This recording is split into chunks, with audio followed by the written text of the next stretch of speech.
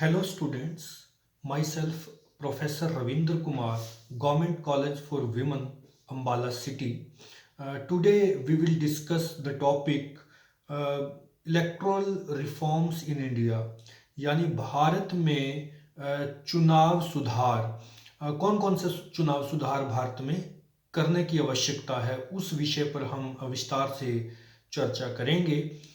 लेकिन चुनावों में सुधार से संबंधित चर्चा करने से पहले आइए थोड़ा सा भारतीय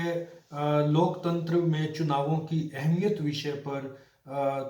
कुछ जो है ज्ञान प्राप्त कर लेते हैं। जैसा कि हम जानते हैं कि भारत दुनिया का सबसे बड़ा लोकतंत्र है और लोकतंत्र में लोगों की सहभागिता को सुनिश्चित करना परम आवश्यक होता है।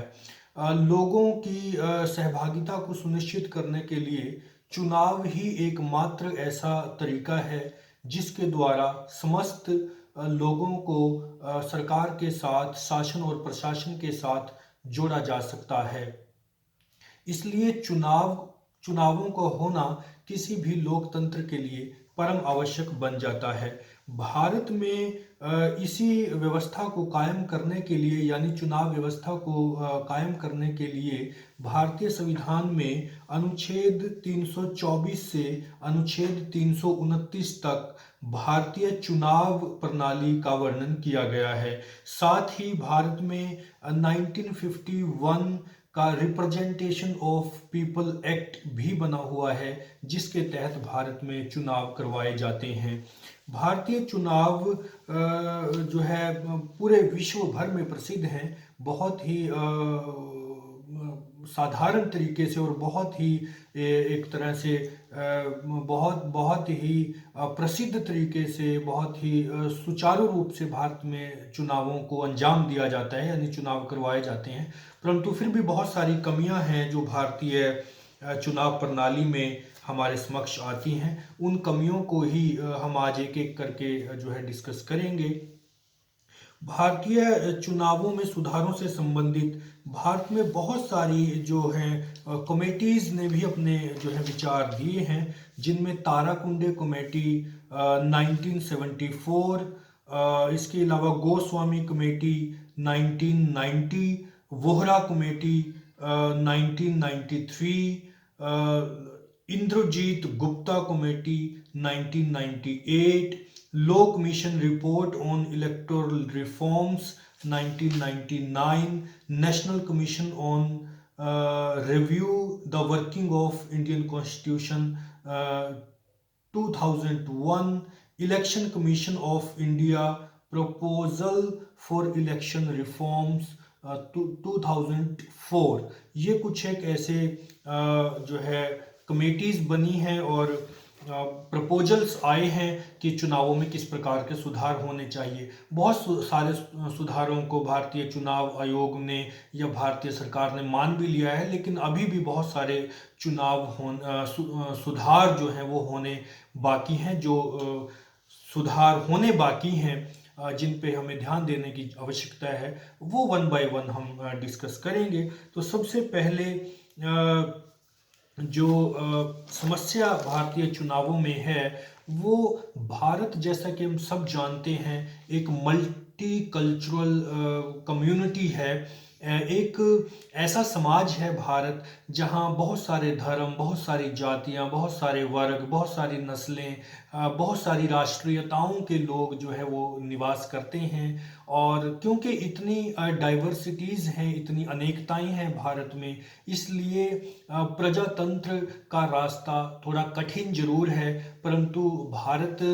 इस दौर से निकल चुका है क्योंकि अब लोगों में राजनीतिक जागृति आ चुकी है। लोग बहुत ही जो है समझदारी का परिचय दिया है। अनेकताओं से निकलकर पूरे भारत ने एकता के रूप में जो है खड़ा हुआ है और प्रजातंत्र को दिन प्रतिदिन मजबूत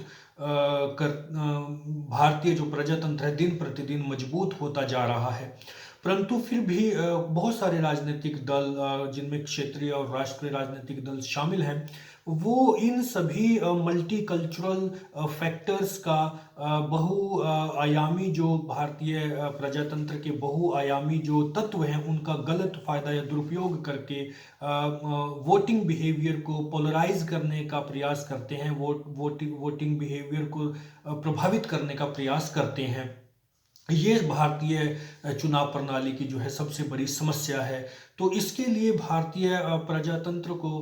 कुछ खास कदम उठाने की ज़रूरत है। भारतीय सरकार को बहुत सारे इस तरह की पाबंदियां लगाने की ज़रूरत है राजनीतिक दलों पे या फिर इंडिपेंडेंट कैंडिडेट्स पे जो चुनाव लड़ते हैं, कि वो भारत की मल्टीकल्चरल व्यवस्था को जो है वो वॉयलेट ना करें और गलत तरीके से वोट के पैटर्न को प्रभावित करने का प्रयास ना करें। धर्म के, जाति के, रंग के, नस्ल के आधार पर जो है पोलराइजेशन ऑफ वोट्स जो है वो प्रयास ना कर सकें, ऐसा कानून बनने की सख्त जो है वो आवश्यकता है। नंबर 1। नंबर 2 जो है वो हम कह सकते हैं कि जो भारत में चुनाव आयोग है उसका जिस तरीके से चुनाव होता है, चुनाव किया जाता है भारतीय चुनाव आयोग के सदस्यों का, या चीफ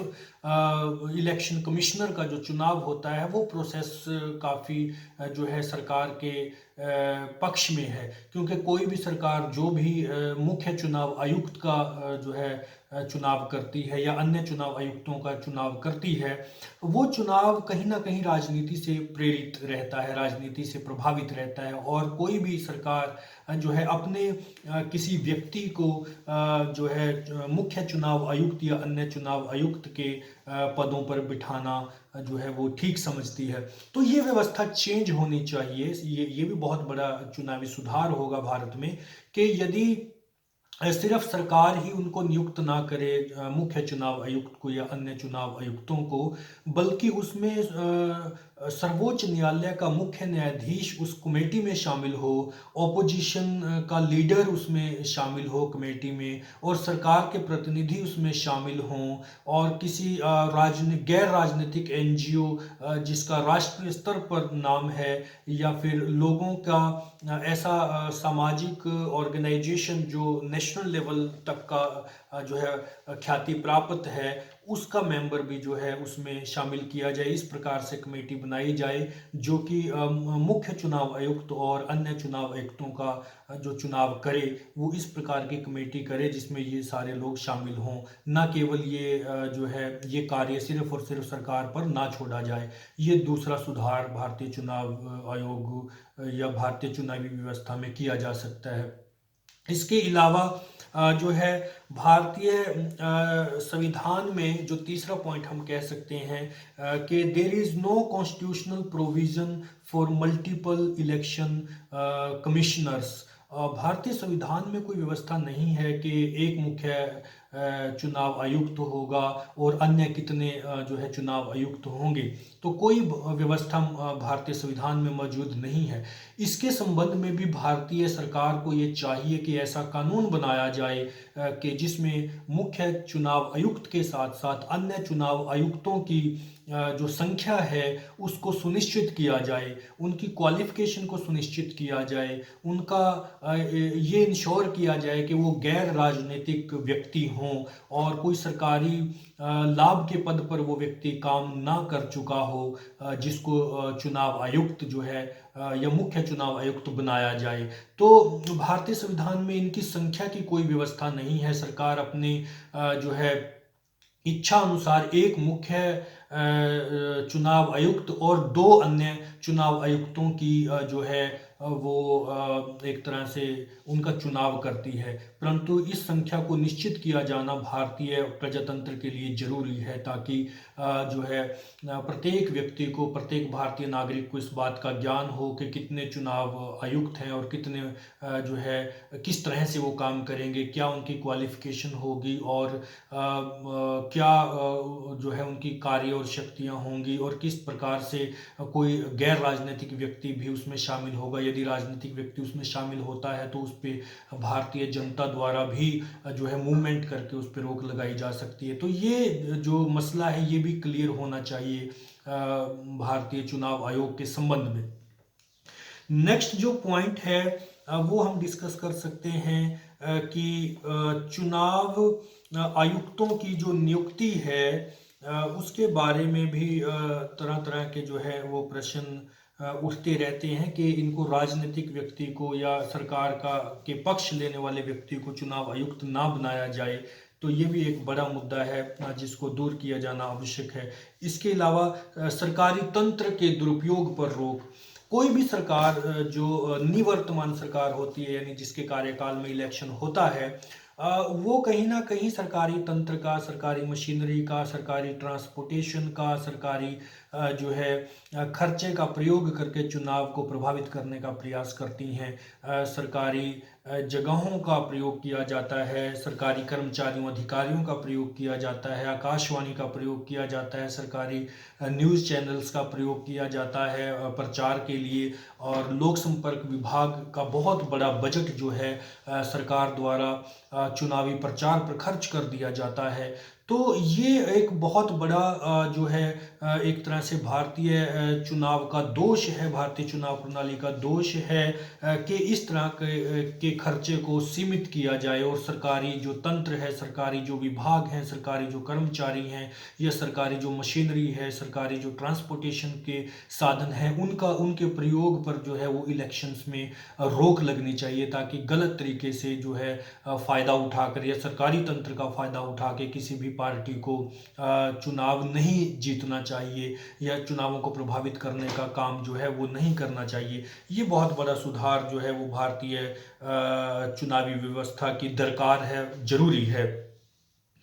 इसके अलावा इंडिपेंडेंट इलेक्शन मशीनरी, भारतीय जो चुनाव आयोग है जिसकी जो है स्थापना भारतीय संविधान के अनुच्छेद 324 के द्वारा की गई है, उसके पास अपनी कोई संवैधानिक मशीनरी नहीं है। उसको यदि कर्मचारियों अधिकारियों की आवश्यकता पड़ती है, उसको यदि ट्रांसपोर्टेशन की आवश्यकता पड़ती है, या उसको जो है स्किल्ड या अनस्किल्ड लेबर की आवश्यकता पड़ती है, या उसको किसी तरह से चुनावों के सुधार से संबंधित या मतदाता सूचियां बनाने से संबंधित या फिर इलेक्शन में सुधार करने से संबंधित या इलेक्शंस को जो है अमली जामा पहनाने से संबंधित किसी भी प्रकार की कोई रिक्वायरमेंट रहती है तो उसको केंद्र और राज्य सरकार पर निर्भर होना पड़ता है। उसको केंद्र और राज्य सरकारों की मशीनरी का प्रयोग करना पड़ता है, जिस कारण चुनाव आयोग के ऊपर कहीं ना कहीं केंद्र और राज्य सरकारों का दबाव जो है वो लगातार बना रहता है, क्योंकि उसको केंद्र और राज्यों की सहायता लेनी पड़ती है। तो ऐसे में एक बहुत बड़ा सुधार ये हो सकता है भारतीय चुनाव व्यवस्था में कि जो भारत का चुनाव आयोग है उसके पास जो एक अपना काडर होना चाहिए लोगों का, उसके पास अपने नौकरशाह होने चाहिए, उसके पास रिसर्च की टीम होनी चाहिए, उसके पास स्किल्ड और टेक्निकल टीम होनी चाहिए, उसके स्वयं का जो है मैन पावर होनी चाहिए, उसके पास स्वयं के टेक्नीशियन होने चाहिए। उसको बहुत ज़्यादा केंद्र या राज्य सरकारों पर डिपेंड होना ना पड़े। जो फ्री एंड फेयर इलेक्शन यदि करवाने हैं तो एक तरह से हमें चुनाव आयोग को इंडिपेंडेंट करना पड़ेगा, और चुनाव आयोग तभी इंडिपेंडेंट होगा जब उसके पास खुद की नौकरशाही होगी, जब उसके पास खुद के टेक्नीशियन होंगे, जब उसके पास खुद के जो है स्किल्ड लेबर होगी, जब उसके पास खुद की जो है चुनावी मतदाता सूचियों करने के लिए कर्मचारी और अधिकारी स्वयं के होंगे, उसको उसकी राज्य सरकार या केंद्र सरकार के ऊपर निर्भरता नहीं रहेगी। तभी उसको स्वतंत्र जो है वो हम कर सकते हैं, और तभी चुनाव आयोग से फ्री एंड फेयर इलेक्शन की कामना जो है वो कर सकते हैं। नेक्स्ट जो सुधार भारतीय चुनाव प्रणाली में किया जा सकता है वो है साइमल्टेनियसली इलेक्शन या साइमल्टेनियस इलेक्शन, यानी ऐसे इलेक्शन हों जो केंद्र और राज्य सरकारों के लगभग एक ही समय पे हों, यानी इकट्ठे इलेक्शन करवाने की व्यवस्था। अब भारत क्योंकि एक बहुत बड़ा लोकतंत्र है और भारत में जो है 29 राज्य हैं, 7 केंद्र शासित प्रदेश हैं, इसके अलावा केंद्र सरकार का चुनाव होता है, तो कहीं ना कहीं बहुत बड़ा काम है चुनावों को अंजाम देना, और बहुत ही ज़्यादा धन जो है इन चुनावों पर खर्च होता है, और एक बार नहीं बल्कि बल्कि पूरे साल में कहीं ना कहीं किसी न किसी स्टेट में इलेक्शन होते रहते हैं। ऐसे में जो गवर्नमेंट का खर्चा है, इलेक्शन कमीशन का जो खर्चा है वो बहुत ज़्यादा है। डिप्लॉयमेंट ऑफ फोर्सेस की ज़रूरत होती है, जो है सरकारी कर्मचारियों अधिकारियों की ज़रूरत होती है, ट्रांसपोर्टेशन की ज़रूरत होती है, और इसी तरह से और न जाने कितने जो है स्किल्ड सेमी स्किल्ड लेबर जो है उसको लगाना पड़ता है इलेक्शंस के लिए। तो जो है यदि सुधार करना है इस व्यवस्था में, चुनावी व्यवस्था में यदि सुधार करना है, तो ये बहुत बड़ा एक सुधार हो सकता है कि केंद्र और राज्यों का जो इलेक्शन है वो एक ही बार करवाया जाए, ताकि सरकार के बजट के ऊपर या लोगों की जेब के ऊपर कोई बहुत बड़ा दबाव, बहुत बड़ा खर्च ना बढ़े। और एक ही बार इलेक्शन होंगे तो एक ही बार में जो है फोर्सेस एक ही बार लगाए जाएंगे, मशीनरी एक ही बार लगाई जाएगी, और जो है खर्चा बचेगा चुनाव आयोग का। केंद्र और राज्यों में एक ही टाइम पे सरकारें बन जाएंगी, और ऐसा होता भी रहा है भारत में। ऐसा नहीं है कि ये पहली बार हम अपना रहे हैं। पहले जो 3 इलेक्शन हुए, जिनमें हम 1952 का इलेक्शन जो है वो देख सकते हैं, 1952 से लेकर 1900 जो है 67 तक जो चुनाव हुए हैं वो इसी पैटर्न पे हुए हैं। पहले जो 3 चुनाव हुए हैं भारतीय लोकतंत्र में, वो इसी उस पे इसी एक तरह से अवधारणा पे हुए हैं कि भारत में केंद्र और राज्य सरकारों का चुनाव एक ही समय पर जो है वो हुआ है। तो अभी भी इस सिस्टम को रिज्यूम किया जा सकता है कि केंद्र और राज्य सरकारों के जो चुनाव हैं वो एक ही समय पर करवा दिए जाएं, ताकि सरकार का जो खर्चा है वो बच सके। तो इसके अलावा जो अन्य सुधार भारतीय चुनाव व्यवस्था में किया जा सकता है वो है टाइम टेबल फॉर इलेक्शन, यानी जो चुनावों का समय है उसमें कुछ एक तब्दीली करने की आवश्यकता है। एक तो तब्दीली सबसे बड़ी ये है कि भारतीय चुनावों के दौरान जो प्रचार का टाइम दिया जाता है वो बहुत लंबा समय है। उसमें दंगा फसाद होने की जो है लगातार जो डर है वो बना रहता है। तो प्रचार करने का समय जो है वो 1 हफ्ते से अधिक ना दिया जाना चाहिए। और प्रचार करते समय भारत की मल्टी कल्चरल व्यवस्था को सुरक्षित रखना, भारत में धर्म जाति नस्ल व्यवस्था को सुरक्षित रखना, और ये इंश्योर करना कि इस प्रकार की कोई भी जो है हरकत ना करे, वोट्स को पोलराइज करने की प्रयास ना किए जाए, धर्म जाति नस्ल आदि के आधार पर, क्षेत्र के आधार पर, रंग के आधार पर, महिला या पुरुष के आधार पर, लिंग के आधार पर कोई वोट ना मांग सके, ऐसा सुनिश्चित किया जाना बहुत बहुत जो है वो जरूरी है। इसके अलावा जो अन्य सुधार किया जा सकता है वो बहुत सारे जो सुधारक हैं जिन्होंने अपने विचार दिए हैं बहुत सारी कमेटियों के माध्यम से, और बहुत सारे विद्वानों ने अपने जो विचार रखे हैं, वो भारत में प्रोपोर्शन की जो प्रणाली है, यानी एक तरह से रिप्रेजेंटेशन ऑफ प्रोपोर्शन, मतलब ये जो अनुपातिक प्रतिनिधित्व प्रणाली है उसको अपनाया जाना चाहिए। जैसे अमेरिका में हम देखते हैं कि एक स्टेट में यदि किसी एक राजनीतिक दल को अनुपात के आधार पर अधिक वोट प्राप्त हुए हैं तो सारी सीट उसी पार्टी को चली जाती हैं। यानी एक स्टेट में जिस पार्टी ने अधिक अनुपात में मतदान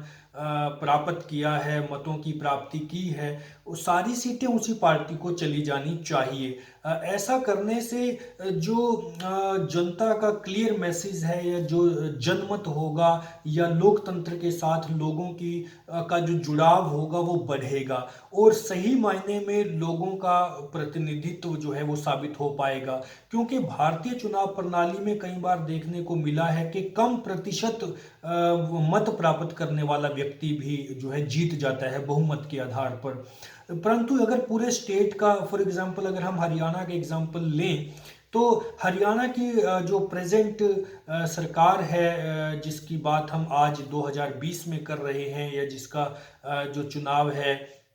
वो 2020 में हुआ, उसमें हम देखते हैं कि दो प्रकार की पार्टियों का गठबंधन है। जजपा पार्टी है, जेजेपी यानी जननायक जनता पार्टी, और बीजेपी की संयुक्त सरकार है। परंतु यदि मत प्रतिशत देखा जाए तो कांग्रेस का मत प्रतिशत जो है और बीजेपी का मत प्रतिशत लगभग बराबर था, और जजपा का मत प्रतिशत थोड़ा अलग था। तो इसी तरह से कम मत प्राप्त करने वाला, मान लो एक सीट पर 3 व्यक्ति चुनाव लड़ रहे हैं, या 4 व्यक्ति चुनाव लड़ रहे हैं, 5 व्यक्ति चुनाव लड़ रहे हैं, तो मतों का जो विभाजन है वो बहुत ज्यादा बढ़ जाता है। ऐसे में 20 या 30% मत प्राप्त करने वाला व्यक्ति भी जो है वो विजयी घोषित हो जाता है। और कई बार जो है छोटी पार्टियां हैं, जैसे हमने जजबा का जिक्र किया,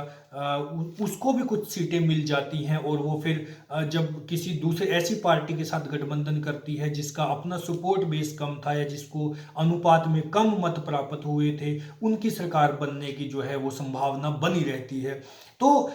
यदि अनुपातिक प्रतिनिधित्व प्रणाली होगी तो एक तो छोटे दलों पे या फिर जो स्वतंत्र उम्मीदवार हैं उन पर रोक लगेगी, और दूसरा जो है एक तरह से सटीक जो है मतदान लोग कर पाएंगे, और बहुत ही अच्छा निष्कर्ष निकलेगा कि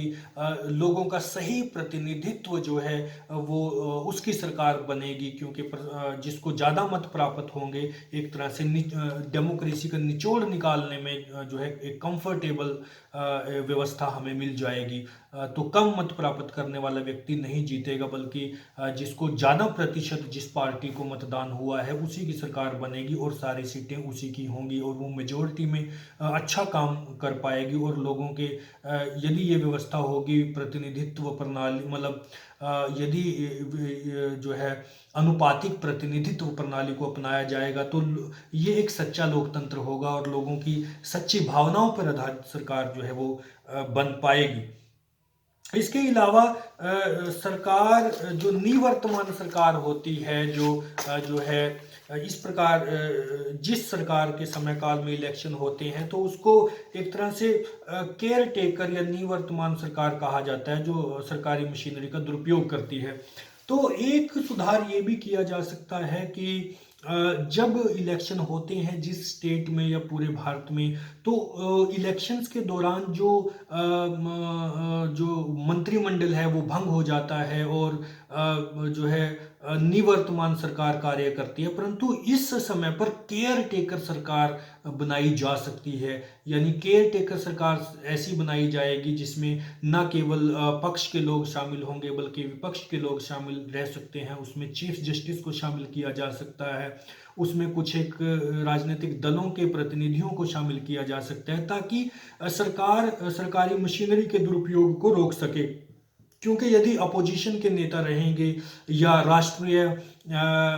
स्तर के जो राजनीतिक दल हैं उनके प्रतिनिधि केयर टेकर गवर्नमेंट में रहेंगे, और सरकार के प्रतिनिधि भी उसमें गवर्नमेंट में रहेंगे, तो सरकारी मशीनरी के दुरुपयोग की जो संभावना है वो बहुत ही जो है कम हो जाएगी।